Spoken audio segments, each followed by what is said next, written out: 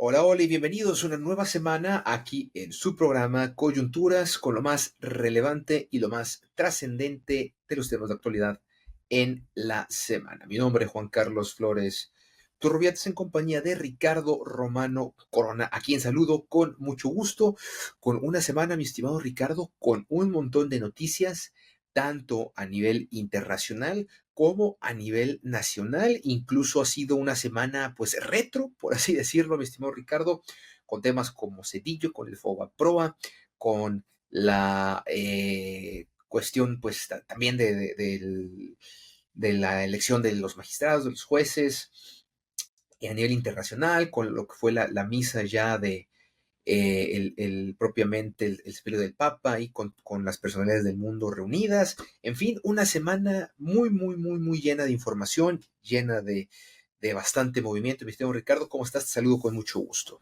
Hola Juan Carlos y hola a todos los que nos sintonizan a través de las plataformas de Facebook, YouTube y Spotify, además de otras plataformas de podcast.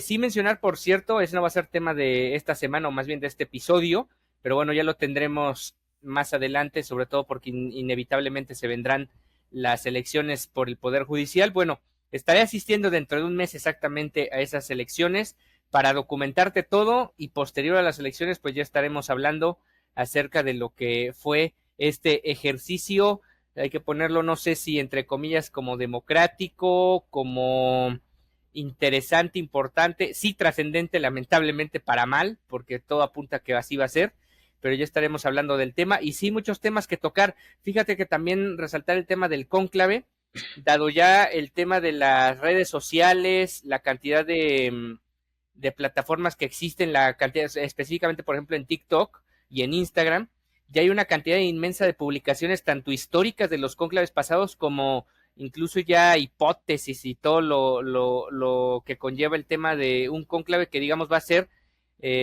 digitalmente el más mediático de la historia. Efectivamente, ya en esta era de la información y de la desinformación, que también será parte de este programa con el tema más adelante de Televisa Leaks, ahí que reveló el equipo de Aristegui Noticias. Pero empezamos, mi estimado Ricardo, con una breve introducción, con notas un poco rápidas que también son importantes mencionar de esta semana.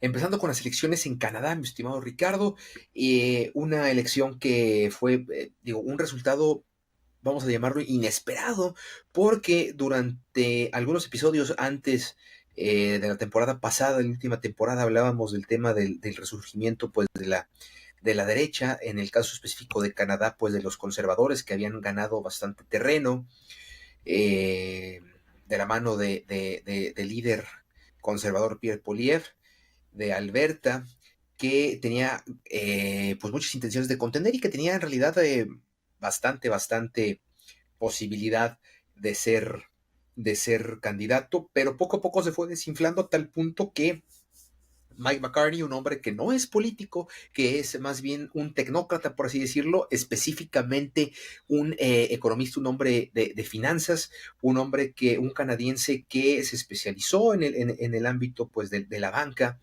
y del Banco Central, fue gobernador del Banco Central de Canadá, fue gobernador, incluso acaba de ser gobernador del Banco Central del Reino Unido, un hombre con una preparación en ese sentido, un hombre para nada político, pero que se ganó la confianza tras la renuncia de Justin Trudeau.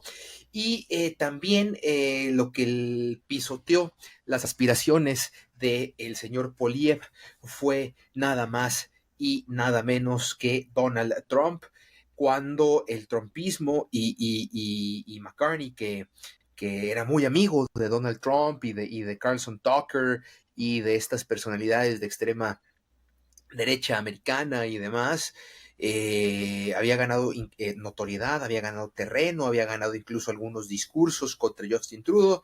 Gana Donald Trump, empieza a decir sus cosas de que quiere anexar Canadá. Pues hay un sentimiento de unidad en todo el territorio canadiense. Y bueno, esto desinfla por completo, se va en picada el apoyo al conservador Poliev, que no ganan con mayoría, hay que decirlo, pero sí con un bloque de minorías entre los liberales, el bloque quebequense, también importante mencionar, el bloque quebecois, que deja por un lado un poquito este sentimiento separatista, apoyando la unidad con Canadá, en también un discurso pues histórico para el bloque quebequense, apoyan a McCartney, le dan todo el apoyo para una Canadá unida, y un bloque al fin de cuentas contra Estados Unidos, contra el discurso trumpista, contra el discurso conservador, y el gran perdedor al final de esas elecciones. Yo no me atrevería a decir que el gran ganador fue Mark Carney, que se consolidó en un cuarto mandato consecutivo para los liberales y un tercer mandato minoritario consecutivo. Yo no diría que fue la gran victoria para Carney, bueno, más o menos como este líder outsider, como un líder no político, pero sí puedo decir, o sí se podría decir, que el gran perdedor, para cómo se veían las cosas, es Pierre Poilievre, que, dicho sea de paso, no, no, no renuncia como el líder del Partido Conservador y seguirá al frente. Tendrán que cambiar un discurso, pero al final de cuentas va a ser difícil. ¿Por qué? Porque el discurso es ahora en contra de los Estados Unidos y es de una unidad canadiense, apoyo nuevamente a una migración controlada y demás cosas que Poilievre está completamente en contra, pero que al final también el mismo Poilievre tuvo que ponerse del lado canadiense, porque tenía esta cuestión de que, bueno, ¿cómo puedo estar con un discurso a favor de Donald Trump cuando pues Donald Trump quiere anexar Canadá o trae esas ideas locas y muy estúpidas, también hay que decirlo? Entonces, ante esa unidad, pues bueno, su discurso se cae completamente. Al final de cuentas, Mark Carney, ex gobernador, insisto, del Banco de Canadá y del Banco de Inglaterra, pues ya, ya asumió de plena forma, ya está en plenas funciones como ministro. Entonces los liberales ganan nuevamente y insisto, aquí el gran perdedor de esas elecciones es el discurso conservador de Poilievre, y los canadienses están contentos. Cada victoria en hockey contra Estados Unidos, de veras que la celebran como si fuera una batalla por la independencia. Cada que un equipo canadiense de hockey ahorita en playoffs gana, lo celebran también de una manera fenomenal. Entonces hay un gran sentimiento de unidad hoy en Canadá. Veremos cuánto les duran y cómo irá Carney resolviendo sus problemas. Esperemos, o se espera, que haya un mayor entendimiento entre Carney y Claudia Sheinbaum también, para tratar esta relación bilateral y afrontar un poquito esta estrategia rapaz que ha tenido Donald Trump, estimado Ricardo. Sí, nada más apuntar esa parte que mencionas al final, de ver cómo va desarrollándose la relación bilateral entre México y Canadá, a partir obviamente de lo que representa hoy en día tener como vecino a Donald Trump, vecino conjunto para ambas naciones. Y en ese sentido, pues veremos. De momento se enmarca el mensaje de ambos bandos es, bueno, vamos a tener cordialidad, vamos a tratar de fluir en una dirección ascendente para ambos países, pero también sabemos que Donald Trump es una persona que se caracteriza por tratar de dividir y vencer, como dice el dicho, ¿no? Entonces, en ese sentido, vamos a ver qué tanto dura, qué tan fuerte llega a ser esta relación entre México y Canadá, y qué tan independiente es precisamente de su otro vecino en conjunto, que es Estados Unidos. Eso es lo único que habría que apuntar, y que ya tendremos tiempo para ir dilucidando con el paso de los meses y el paso del desarrollo tanto del gobierno de Estados Unidos como de la política exterior, tanto de México como de Canadá. Efectivamente, digo, nada más para cerrar el tema, bueno, Canadá en estos momentos, pues ahora ya tratando también de pintar su raya, de tratar de poner límites, pues está observando o está con miras al mancomunado, que quiere decir, bueno, pues que está volviendo a ver a Australia y a el Reino Unido como fuertes aliados en estos periodos de incertidumbre con Donald Trump en el poder. Y por el lado de México, pues bueno, así como México también ha estado un poquito ya tratando de voltear a ver nuevamente al sur, a Sudamérica, y bueno, quién sabe, a lo mejor en algún momento pueda venirse esta mirada de México hacia Oriente, China, ya mucho más haciendo negocio o mayores tratados con China, a lo mejor con los propios BRICS, podría ser, no sé, ya lo veremos, pero seguramente con Canadá habrá buen entendimiento, con Canadá habrá nuevamente un buen amigo mío que está ya haciendo el doctorado, estaba feliz por esta victoria, porque decía, bueno, ahora estoy tranquilo de que terminando mi doctorado no me van a echar, es lo que me decía mi buen amigo Fernando, a quien le mando un saludo, dicho sea de paso. Señor Ricardo, bueno, ¿qué te parece si pasamos al segundo tema también internacional, el último tema internacional de esta noche? Dicho sea de paso, estamos grabando un 1 de mayo, jueves 1 de mayo, mi estimado Ricardo, día del trabajo, no olvidar los mártires de Chicago, todavía en el siglo XIX, peleando por los derechos. En aquellos años, jornadas, se buscaban jornadas pues de 10 horas, de 8 horas, porque había jornadas de 12, 14, 16 horas, imagínate nada más, mi estimado Ricardo, con pésimas condiciones laborales, trabajo infantil que hoy en día sería considerado esclavitud y explotación. Pero bueno, vamos al tema de Europa. Y qué, como dirá la canción, mi estimado Ricardo, qué cosas suceden con el apagón. Y es que hubo un apagón masivo en Europa. Esto fue el 28 de abril, hace un par de días, un apagón masivo que afectó, fíjate nada más, a España, a Portugal y partes del sur de Francia, dejando nada más y nada menos que sin electricidad a más de 60 millones de personas. Al día de hoy, mi estimado Ricardo, amigos, no se ha determinado la causa exacta.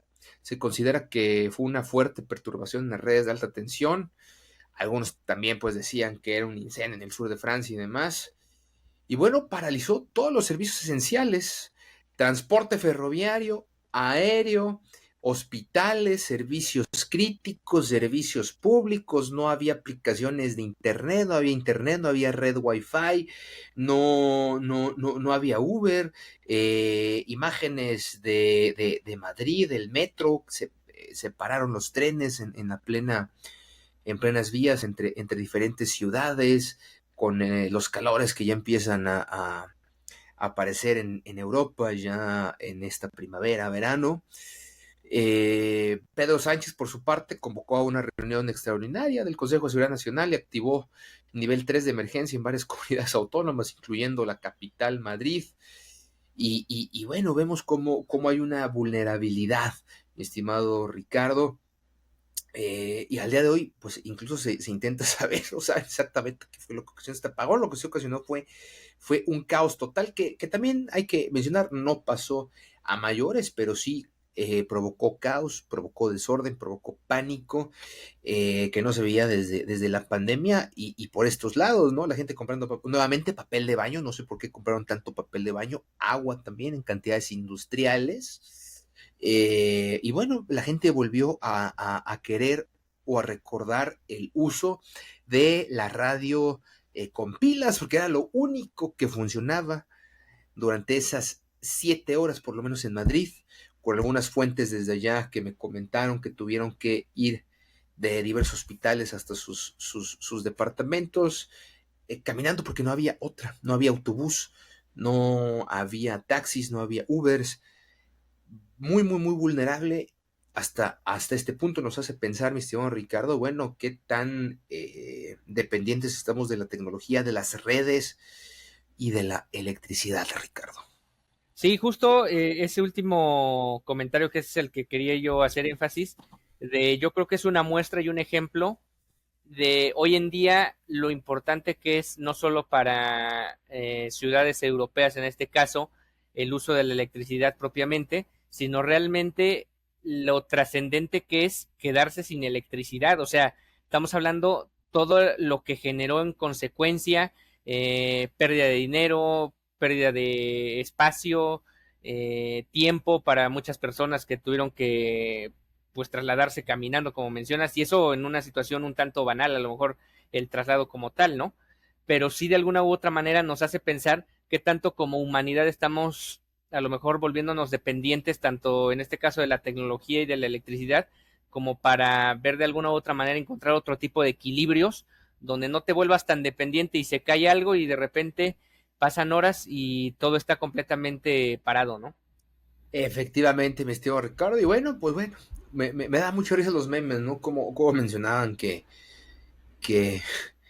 que allá con un apagón de este tipo, pues la gente se volvió completamente loca y aquí suceden apagones en México o en otras partes de No, hay Latinoamérica. gente que no tiene luz, o sea, Exactamente, que hoy en ¿no? día pareciera algo,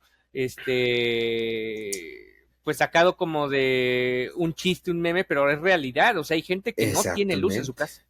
Exactamente, ¿no? Incluso pues aquí la infraestructura es otra, ¿no? Allá en Sí, Europa, en mismo Norteamérica, allá digo, donde estuve un par de años viviendo en Canadá, honestamente todo funciona con electricidad, e incluso pues no hay, por ejemplo, para si quieres cocinar, tu cocina es completamente eléctrica, entonces sí es todo un tema que hay que prestar atención en un futuro y estar preparados, estimado Ricardo, para cualquier emergencia. Y de Europa nos vamos para México. Como les comentaba al principio de este programa, nos pusimos esta semana un poco retros, ya que Cedillo reapareció pues en el debate público con un artículo para Letras Libres, de hecho es la portada de esta edición de Letras Libres, titulado México de la democracia a la tiranía, criticando pues al gobierno de Claudia Sheinbaum, a Andrés Manuel López Obrador, acusando al gobierno de sustituir la democracia por una tiranía sucia. Digo, creo que no ha habido mayor democracia que la que ha habido en los últimos 2 sexenios. Estos presidentes ganaron, o sea, Peña Nieto ganó con un 30 y tantos %, tanto López Obrador como Claudio Sheinbaum ganaron por más del 50%. No sé de qué tiranía habla, no sé de qué democracia sucia esté hablando el señor Cedillo. Hace una crítica a la reforma judicial que fue impulsada por Morena. Ahí pues sí podríamos estar a cierto punto de acuerdo con el expresidente Cedillo. Obviamente hubo respuesta desde Palacio Nacional con Claudia Sheinbaum, ¿verdad? Asociando el mandato de Cedillo con el mal manejo del Fobaproa, aunque algunos economistas, sobre todo neoliberales, pues siguen defendiendo este fideicomiso para la protección bancaria que hubo en su momento con esta crisis, con el efecto tequila, la privatización de los ferrocarriles y la reforma a las pensiones que también realizó Ernesto Zedillo, que bueno, Zedillo tuvo que actuar, tuvo que hacer lo que tuvo que hacer en su momento para tratar medio de levantar la economía, pero al fin de cuentas, pues regresa Ernesto Zedillo, y a mí lo que también más me llama la atención, pues es algunos personajes que también contraatacaron y sacaron a relucir algunas, fíjate nada más, Ricardo, de hace 30 años, cassettes y audios de la esposa de Cedillo con cárteles de la droga de aquel momento, con el cártel de los Amezcua. Si algunos de ustedes recordarán, digo, tú y yo no, Ricardo, no recordamos, porque pues en esa época, si acaso tendríamos 1 o 2 años de edad, tal vez todavía no nació, no creo que ya hayamos nacido, mi estimado Ricardo, pero pues teníamos como un año, ¿verdad? Pero pues sí, toda la gente que vivió en esta época, nuestros padres, por ejemplo, mucha gente que perdió sus casas en aquellas épocas, que fue la transformación del nuevo peso mexicano a las deudas, a UDIs y demás, que en fin, la gente la pasó bastante mal con Ernesto Zedillo, uno de los últimos priistas dinosaurios, un hombre que llegó al poder, dicho sea de paso, por la muerte o por el asesinato a sangre fría de Luis Donaldo Colosio. En fin, Ricardo, fue una semana para ponerse retros un poquito con, pues en cuanto a la agenda pública, Ricardo, a la opinión pública.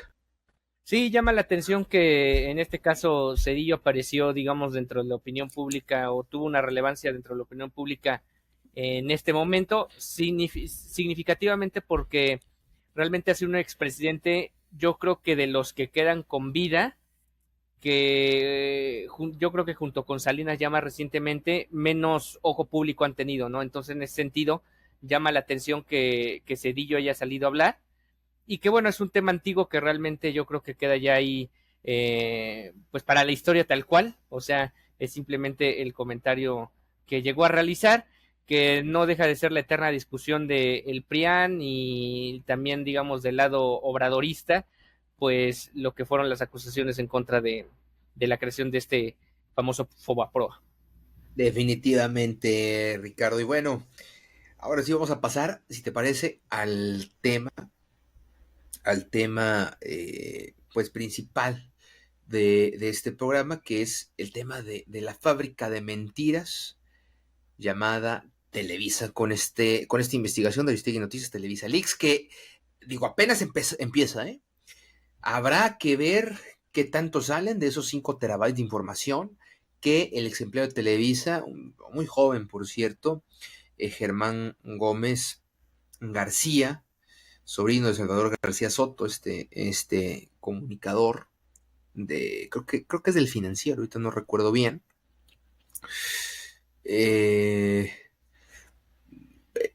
Filtra bueno, ahorita va a haber muchos dichos y desdichos a través de diferentes fábricas, bueno, perdón, de diferentes empresas de Televisa. Se da a conocer que, pues que este gigante, ¿no? Porque estamos hablando que Televisa es la mayor televisora de habla hispana. O sea, en el mundo, hoy en día Televisa Univisión. O sea, no hay una televisora más grande en el mundo de habla hispana y es de las más grandes en el planeta también. Con todo el poder que esto significa. Se ha dedicado, y esto ya lo sabemos, esto no es, esto es un secreto a voces, Ricardo. Televisa y Noticieros Televisa se ha dedicado a difundir noticias falsas y ataques contra figuras políticas y empresariales, ¿no? Esta Televisa de sus campañas de Tienes el Valor o Te Vale, ¿no? Esta Televisa del Teletón, esta Televisa de Emilio Azcárraga, de la familia Azcárraga, esta Televisa que han sido soldados del PRI, hoy en día, pues, tratando de desestabilizar lo que más puedan para conservar su poder y sus intereses. En estos documentos se han expuesto campañas, amables amigos, de desinformación dirigidas contra personajes desde el exministro Arturo Saldívar, que esto también va a dar de qué hablar. Saldívar hasta el día de hoy no se ha pronunciado al respecto, e incluso está contra el empresario Carlos Slim.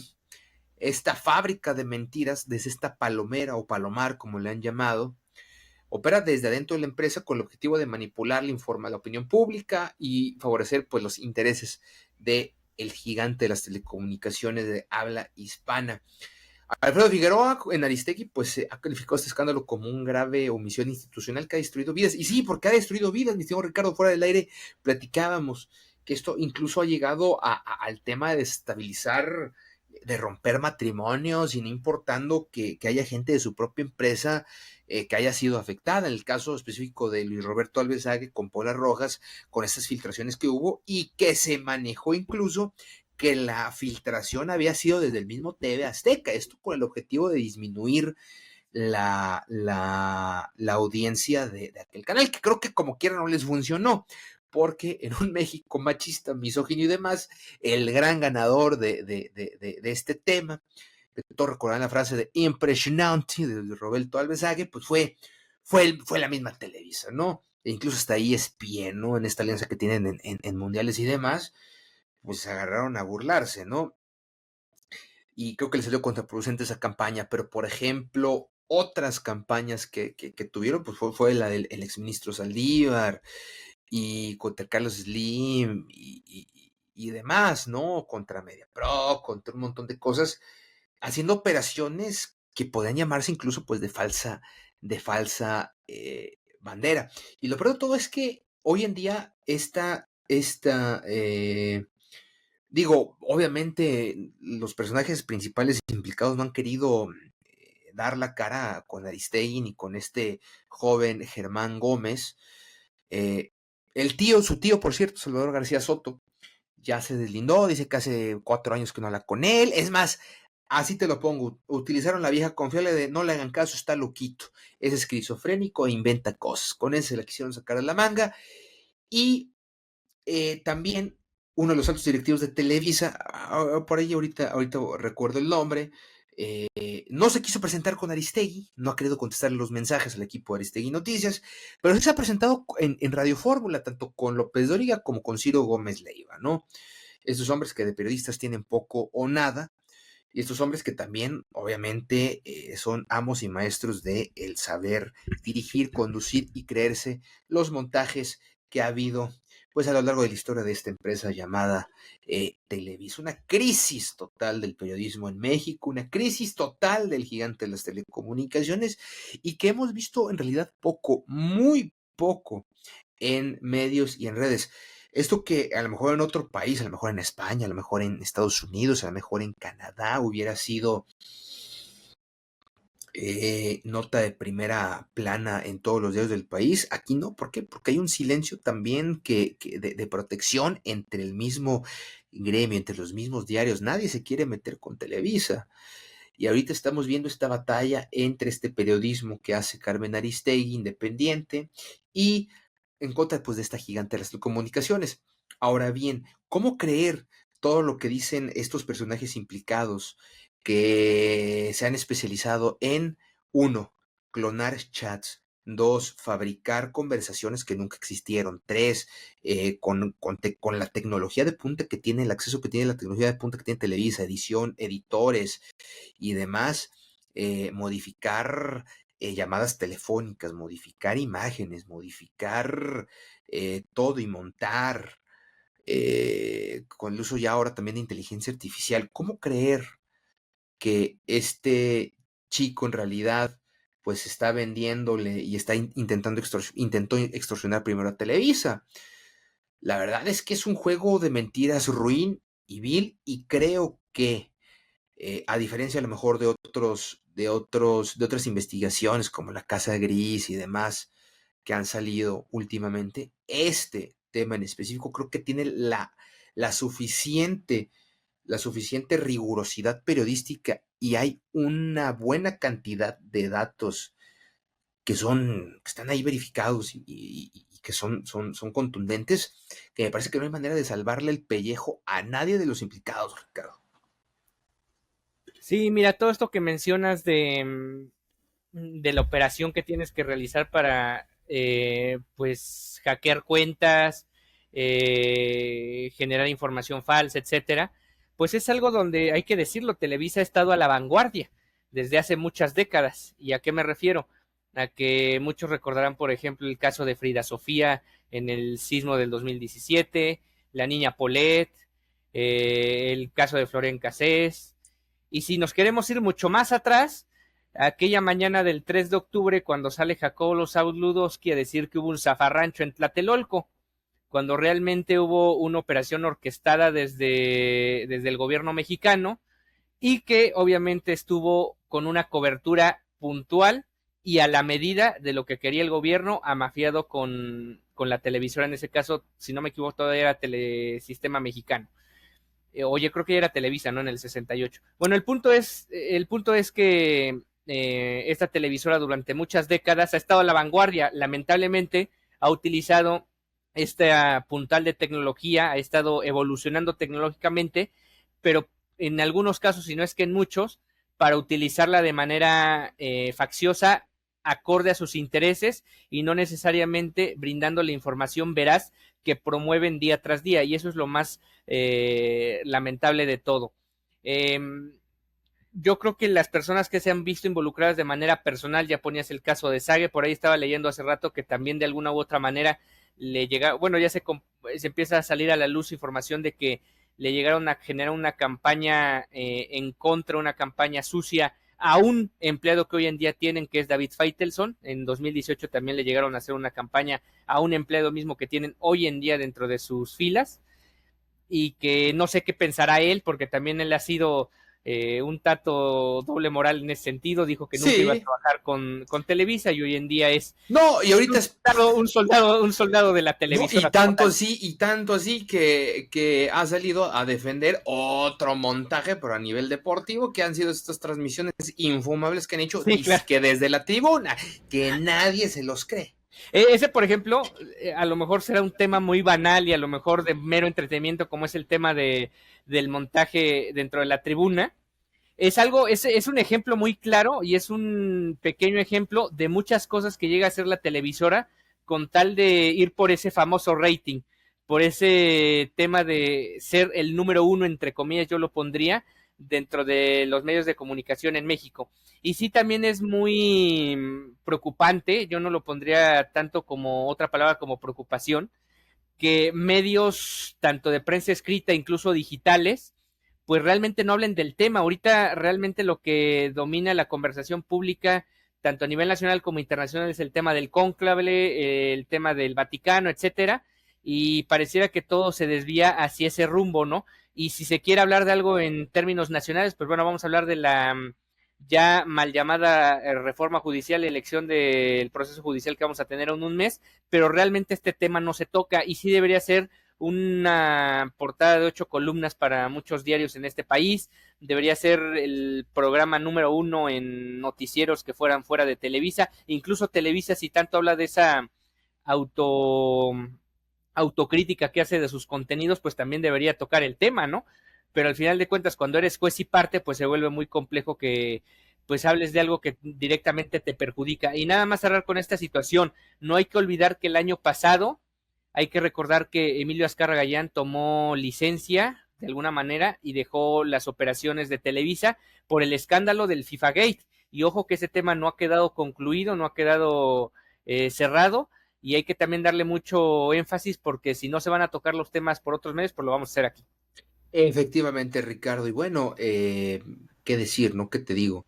México creo que al día de hoy, si en algún momento hubo un buen periodismo, ese fue el de Julio Scherer en su momento, ese fue el de aquella revista Proceso, el de aquel diario La Jornada, incluso de hace 20, hasta hace 20 años, podría decirlo. Pero de ahí en fuera, hoy creo que hay una profunda crisis para el periodismo, para la comunicación, y hay un propagandismo en todos lados brutal, terrible. Y este silencio, creo yo, del cual tú mencionas, Ricardo, de la prensa escrita, digital y demás, y este silencio que también yo también ya lo comenté, creo que habla más de una cierta autocensura de los medios, o mejor dicho, habla de una cierta, un silencio cómplice, una complicidad con este silencio, no querer tocar el tema, porque creo yo, mi estimado Ricardo, que a nivel nacional, y esto ya me ha tocado constatarlo, incluso a niveles locales, estas campañas, en realidad, pues, ahora sí que no hay medio que no esté embarrado hasta el cuello de este tipo de situaciones. Pero bueno, mi señor Ricardo, ¿algo más para cerrar este tema? Te mencionaba que no, nada más para ya pasar al siguiente tema, pues la previa del cónclave, ¿no? Que se va a realizar el próximo Exactamente. 7 de mayo. En teoría, y dado lo que hemos visto en el pasado reciente, que es entre comillas, porque no hay un cónclave cada 2, 3 años, podríamos decir que la tendencia sería que a lo mejor no el 7 de mayo, pero sí el 8, a más tardar el 9 de mayo, probablemente el jefe del Estado del Vaticano ya haya sido elegido, a menos que ocurra lo que me mencionabas fuera del aire, que pasen 2 años y que ocurra alguna catástrofe auténtica para la Iglesia Católica, que tengan que pasar casi 3 años para ver un nuevo sumo pontífice al frente de la Iglesia de Roma. Sí, como datos adicionales, Ricardo, nada más, pues van a ser 135 cardenales electores, que supera el límite tradicional de los 120, ya que pues Francisco dijo, aquí vamos a ser todos de los míos, y creó más cardenales durante su pontificado. Y pues este cardenal, Giovanni Angelo Becchio, quien había sido condenado por malversación de fondos, pues ya renunció a participar y dice que pues él nomás va a estar en su casita orando para que haya un buen papa que pues tal vez lo perdone y le devuelva pues esos privilegios que tenía. Y bien, pues entonces el 7 de mayo, mi estimado Ricardo, la siguiente semana estaremos hablando de estos y muchos temas más, todo lo que se acumula en esta semana, lo que siga saliendo del Televisa Leaks, lo que siga saliendo de Claudio Sheinbaum, la cuestión de seguridad también en el país, y lo que diga Donald Trump y demás. Pues nada más añadir un poquito lo que fue el funeral del Papa, pues ahí estuvo Trump, Zelensky, interesante, ahí estuvo el presidente Javier Milei de Argentina, ¿no? Después, que se convirtió, fíjate cómo es la gracia divina del Señor, ¿eh? Después de que le dijo ese zurdo, hijo de puta, no sé qué más cosas, y que era lo peor que había existido en Argentina, y no sé qué más, pues bueno, en cuanto se hizo Papa, Bergoglio, eh, eh, Milei se hizo más papista que el propio Papa y casi le ves los pies, pero para que veas, mi estimado Ricardo, cómo el Sagrado Corazón de repente te logra iluminar. Sí, y mira, ahora que mencionas esa parte de cómo se liga el origen del Papa, digamos, su nacionalidad y con los problemas o la política interna del país, caso concreto lo que acabas de mencionar con el Papa Francisco y Javier Milei, pues mencionar de México que aquí haciendo relación a lo que hablábamos recién de los medios de comunicación, veo muchas notas de que los candidatos para México para tomar el lugar de Francisco son los dos cardenales que están disponibles, digamos, dentro de estos 135, entre ellos Carlos Aguilar Retres, que por cierto, en algún momento llegó a mencionar, nada más para dejar el dato ahí, si es que la gente quiere tomarlo en cuenta, que nada más en algún momento mencionó que los narcotraficantes hacen buenas obras, que donan casas y que donan escuelas y que construyen no sé qué. Nada más para dejarlo ahí por si siguen pensando creerle a esos medios que están tratando de dar la nota, poniendo o candidateando a los cardenales mexicanos al papado. Y luego recordará lo que dijiste la semana pasada, cuando vino el Papa Francisco, recordarás que mencionaste el asunto de que, entre otras cosas, les vino a leer la cartilla a los sacerdotes. Una buena regañada. Una buena regañada, y entre ellos la frase de aquí viven como virreyes. Pues bueno, creo que Norberto Rivera sigue viviendo como virrey porque quiere que le devuelvan no sé cuántos, más de 10 millones de pesos del SAT por dos propiedades de las que se adjudicó. Entonces, sí, al final le volvieron 3, o sea, mientras pues el Papa dejó una herencia de $100, Norberto Rivera tiene muchos más billetes verdes con los que se fue a la tumba el Papa Francisco. Imagínate nada más, esa es nuestra Iglesia Católica Apostólica Romana, Ricardo. Con esto nos despedimos. Muchísimas gracias por su atención. Esto fue su podcast semanal Coyunturas. A nombre de Ricardo Romano, Juan Carlos Flores, les decimos gracias y hasta la próxima.